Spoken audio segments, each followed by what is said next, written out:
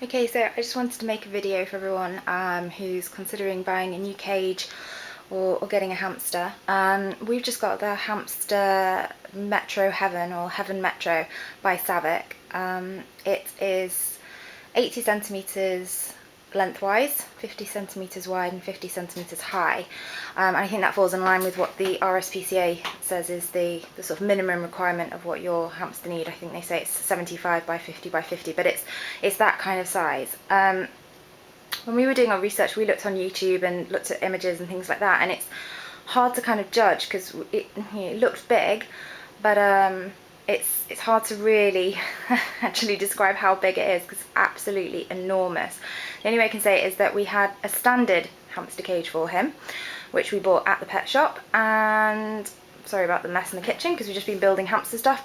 That's the standard size. So when I've been looking at people's videos on YouTube with hamster cages, that's roughly the size that most people have got for their hamster, and it's way too small. So we literally bought that as a starter cage just when we brought him home. So that's the size you actually need, and so you can see it's much bigger. We made the mistake after we bought the starter cage and he was in that for a couple of nights. We put him in a rotor stack.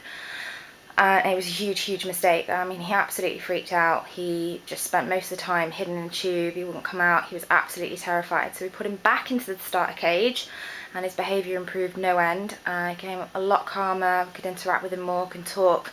You can play with them when you've got the bars, and you can feed them through the metal bars and things like that. You can't do that in a rotor stack. So anyone considering buying a rotor stack, I just say don't. It's not a suitable environment.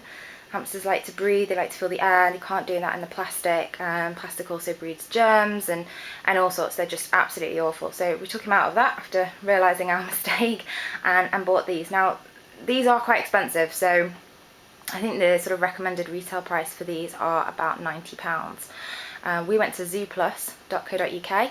We also searched online for vouchers for Zooplus, and we got 15% off.